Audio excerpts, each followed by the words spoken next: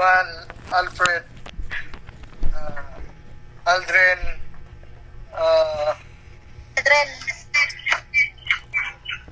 okay, gunod. Men, lagi po pastor pa di pa kami.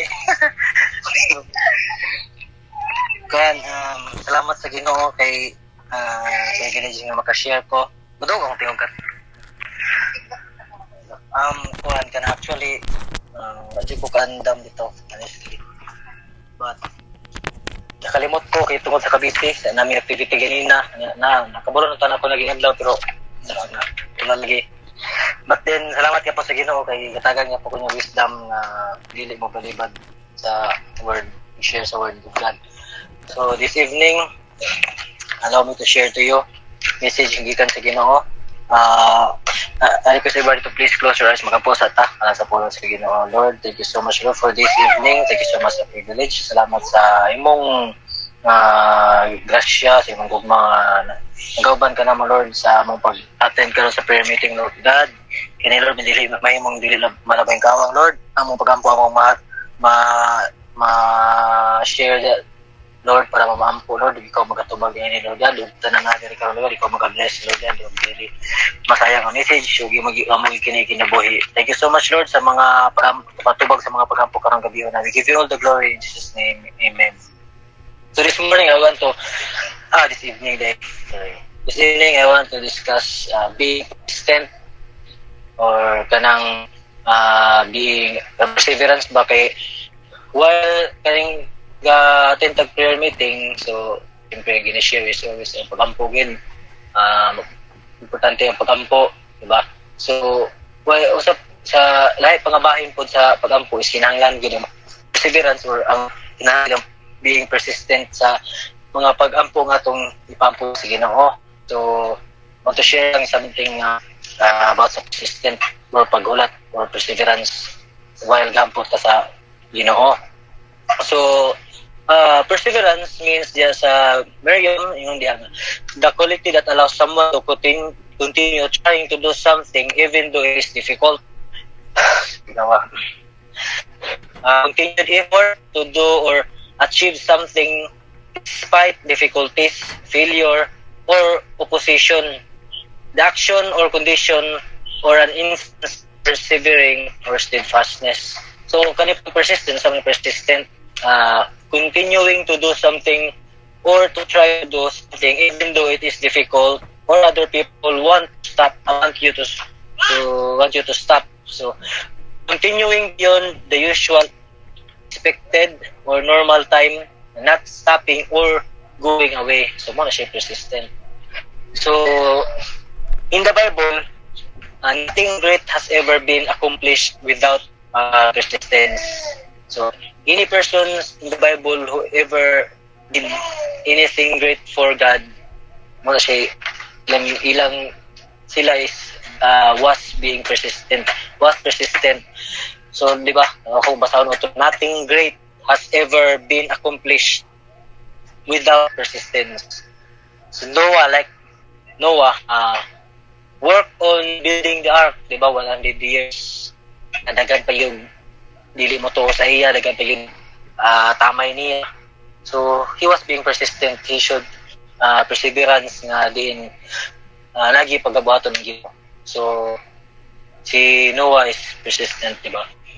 And Abraham also, I'm going to give you a child in your old age, di ba?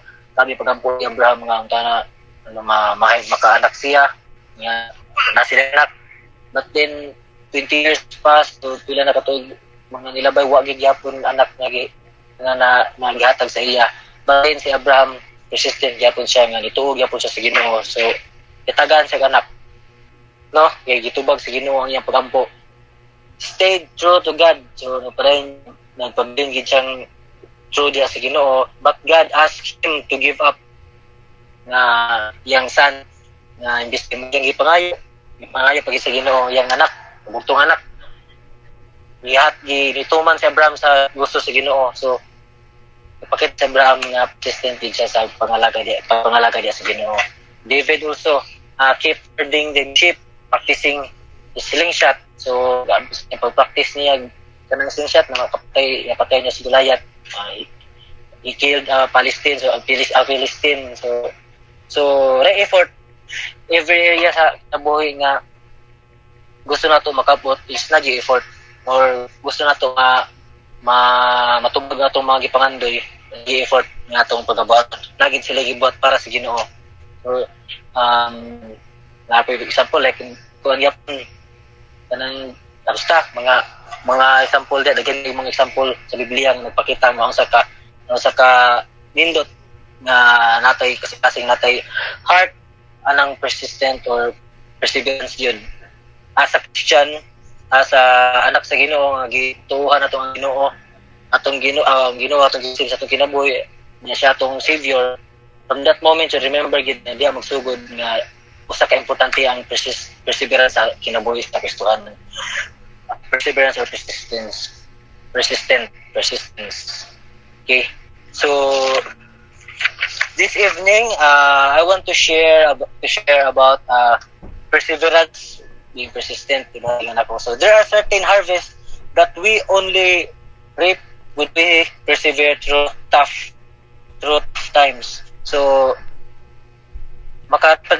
there are only certain harvests that we only reap when we persevere through tough times. So dili gid siya matawag na perseverance o siya matawag na accomplishment kung nadawat dayon nimo, di ba?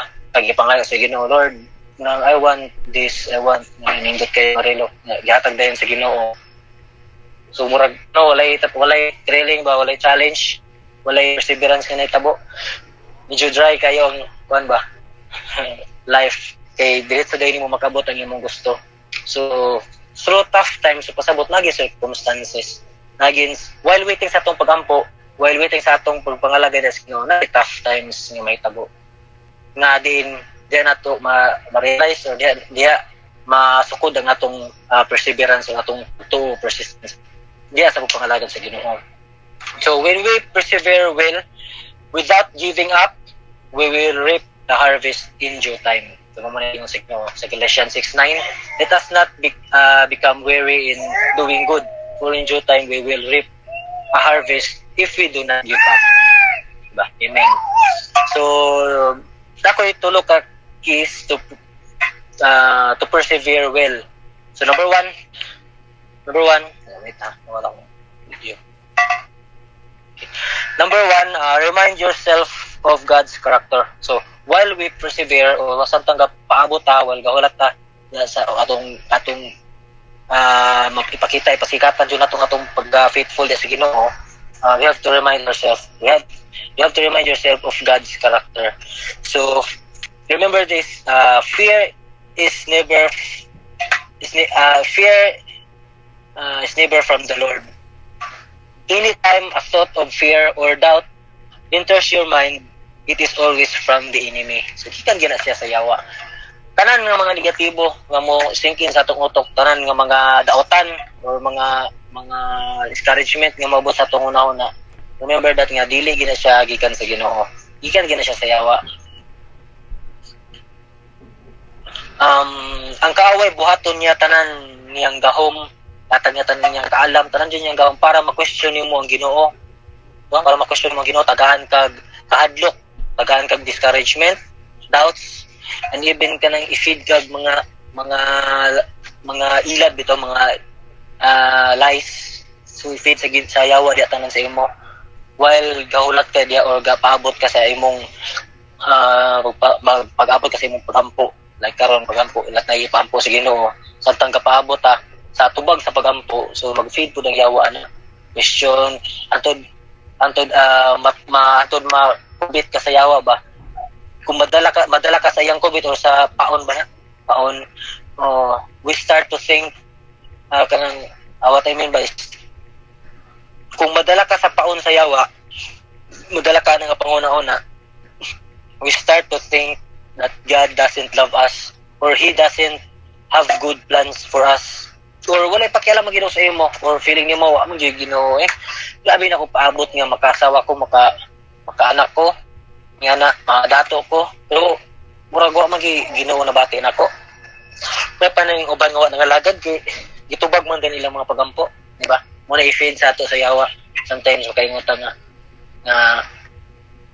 kanang wala gid gitubag sa Ginoo ko pagampo, wala gid Ginoo sa kinabuhi ba. Okay. Sige naman ko gampo ani. Ako naman sige naman kog simbag ibuhat na akong pagtanan akong pagtuo. Pero wala man gyapon gitubag sa Ginoo. Kagana bitaw mo ni isingkin sa yawa sa tong una. And remember nga dili na yes Ginoo. Dili na gikan sa Ginoo na gikan gina sa yawa ng mga yan nga pangunahon na. So this days na ba? So we are viewing God through our circumstances. Dahil lang ha, sinsya kayo kay nandar na po na akong presidente, bitawa na. Ginawa ba? We are viewing God through our circumstances. So yan atong una-una. Pag na circumstances nga may tabo, kana bang murag i-blame din atong Ginoo? Or ato ding una-naon nga kanang isa man kanang wa man nagpamata Ginoo, wa man watabangin sa Ginoo. So this evening I want dili lang kay kamo kundi ako pod, instead of viewing God through our circumstances, what about if we viewed our circumstances through God's character? So like mga pagsulay nga matabo, kung dili nato i-view, dili ta maminaw sa tambag sa yawa nga ngani tungod na kay kuan good, tungod man na kay ngani ibot nimo negatibo may tabuan na ana. Instead nga tanatong na why not atong ibutang atong ang mga circumstances, atong ibutang atong mga problema diha sa perspective sa Ginoo, una sa Ginoo or sa mata sa Ginoo. Why not kanang so na pa explain kanang we will view our circumstances through God's character. Ato dayong mabutang din itong unahon nga unsa ang kaayo sa Ginoo, unsa ang karakter sa Ginoo di ay like unsa ang karakter sa Ginoo day kung ingani ang circumstance niya kung may mahitabo ni sa Ginoo ba unsa isod sa unahon ni Jesus day or unsa during sa panahon ni Jesus kanang mga problema nato karon unsa ka kung kita mo inahimong Jesus adto nga time unsa may atong perspective or why not kung si Jesus naka-experience aning akong problema karon kanang ibutang natong ingana ba when we do this it enables us to view everything from His eyes so and reflect on His word and its promises so diha din nato mauna na andi nato masud mo reflect sa tong una na makita nato ang kaayo sa Ginoo mo reflect diha ang word mga promises sa Ginoo mo reflect diha ang gipang promise sa Bible o ang gipang promise sa Ginoo sa atong kinabuhi no kay kung negatibo lang tanan natong una-una sa mga kanang problema di man ako ni makaya gyud why not isuda to sa una-una nga dili man lang day kay kung dili man lang kay ako nakita man pong Ginoo nakita man ang Ginoo sa circumstance na karon sa may buhaton sa Ginoo ani or anak mo ko sa Ginoo something nga na ba nga pangunahon na we are reminded that He is faithful and He works all things get together for our good. So diyan ato masud sa tong naon ay kuan din sama sa pangunaw na sa Ginoo all things work together for good. So everything has a reason. May rason ta nga nahitabo ni wala pa kabalo kasi lang to sa Ginoo but remember nga negatibo is remember that kanang tanan positibo tanan maayong butang is ikan di sa Ginoo o promise yun niya nga once we persevere, we believe, we do not give up sa gingon diya sa pulong ganina. We are not weary in doing good, for in due time we will reap a harvest. If we do not give up, kung mo give up ka, mawala tanan pagsulay no. Tanan nga mga effort o tanan ni mga kaayo diya sa Ginoo mga wala to nang tungod sa kabutang nga di na i-surrender na dayon ka na nawala ni kag paglaom nawala na limtan nimo sa day kagamahanan ng Ginoo. So remember nga most of the time if you feel like quitting kanang murag mawala ako kanang surrender na ako dili ako kaya it's most likely because you have lost sight of God's character. So nawala nalimtan na ako sa day Ginoo sa character sa Ginoo na kung mabuta po kaya na. So remember nga myself every time God's character again. So man ang Ginoo sa character sa Ginoo. So number 2, embrace the process. Mo ni nindot kayo. Embrace the process while nata sa pag-persevere, nata sa being persistent. We have to embrace the process. God is most excited about process. Excited ang Ginoo kanang during sa process sa pag-persevere sa atong mga pagampo. While gahol atas ng pagampo o sa atong mga pagpangalagay sa Ginoo. Kanang waiting journey ba mo na pinaka-importante nga tagal sa Ginoo. Lagay butang like for example kanang pagbuntis or kanang mga buntis lagi. Di ba dili man dayon diha nga mugawa sa mata na panay process sa pang mama magkanang pagka panahotong tiyan kanang kadako na process dili basta-basta na diha ang kasakit na diha ang kalisod dili ma kanabanggihan na to dili na to plain kung sa ilang gibati kung sa kalisod ang sacrifice sa mga mama antod mabot sila sa breakthrough antod mabot sila sa kanang pagpanganak nila right after di pagpanganak dako nga kadaugan dako ang ilang kalipay as a mother nga na-accomplish nila ang mission nila or di lang mission mo responsibilidad nila as a parent as a mother sa ilang anak nga ilagyan natapos di ba right proseso like kanang digging deep well or kanang na lang paghimo og ilagyan sa bomba ba na sa Bisaya bomba dili po basta-basta ang paghimo og bomba di ba kabuton gabi kay lalom kayo pagkabot hasol kay ikabot yun na karon panahon na dagan nag mga technology pero sa una lisod kay na kay manual abuton dyan nilang paghimo then while the more nga nagkalawom so the more nagay tubig the more if the more din balik sa ila so kaya pa proseso nga dili basta-basta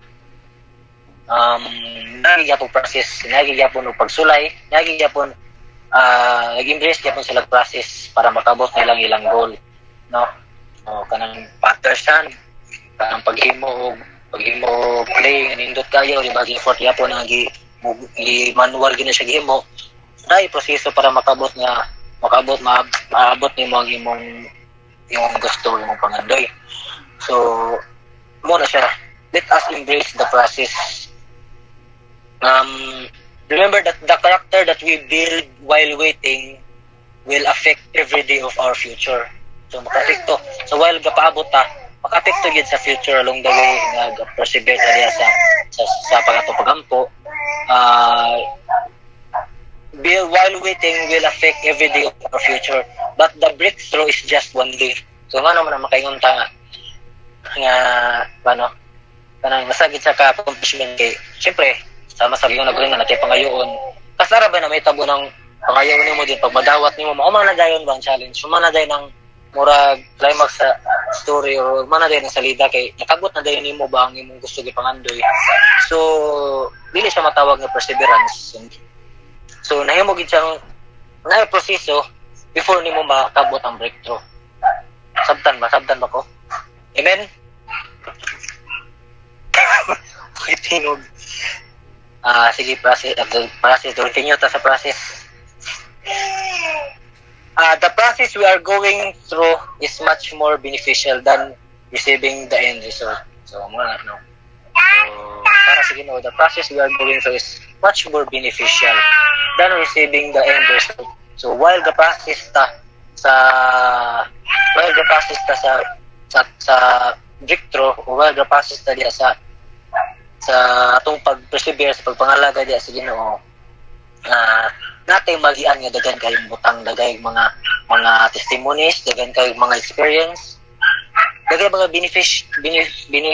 beneficiary dagan kay benefit nga atong ma-learn ba while ga-learn ta while the process ta sa atong pagpangalaga diya sa Ginoo remember that in James 1:4 ingon siya let perseverance finish its work so that you may be mature and complete not lacking anything so mature and complete not lacking anything let perseverance finish its work ato yung umano ng atong paghulat pag-persevere pag-persistent sa pagpangalaga or sa atong like atong mga prayer request karon ato ginantuuhan mahula mo abot jud ta sa tubag sa Ginoo okay so number 3 we are not alone Ano yun? But God is with us every step of this journey. Every step sa imong pag-persevere or every step sa atong pagampo karong gabi na atong mga prayer request karon, ang Ginoo is with us, Jud.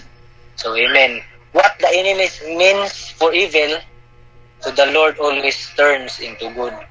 Tanan, remember lang, kasi remember nga sa atong journey nga, while ang enemy nag-feed sa atong mga negatibo, nag-feed sa atong mga bang kasurrender na tao, mga problema yun, yan na, remember that the Lord always turns into good. Tanan yung mong kasakit, tanan yung mong kalisod, tanan yung mong agihan nga pagsulay karon, remember that in due time, pulihan gina sa Ginoo o puro sa mga maayong butang. So, the power of perseverance is that it creates a testimony in us and through us that everyone around us can see. Sabtan. So, magkapangutan na tayo nga, Lord, na dugay magigitubag nimo ako mga pagampo. So, naday gyapon mga aspects sa naday mga butang day gyapon nga we need to consider. Wa dita kabalo gihimo dito sa Ginoong example. Aron sa moabot nga panahon mahimo na tong testimony nga makita sa atong mga igsoon, nga makita sa ubang tao nga uy kani si si Nelborn gabi gid siya mo. Gabi gid ni siya ba? Iyara to gi-prayer request ang imposible nga butang pero matay natubag magit sa Ginoo iyang mga pagampo. Pero makaanak mga ubang tao ba nga gabi gid niyang paabot ba nga makaanak mo imposible gid kay makaanak siya. Nga wala man siya asawa pero gatagan ko siya due time gatagan gyapon siya bana or siya ganang asawa sa Ginoo then gitubag iyang pagampo nakaanak siya.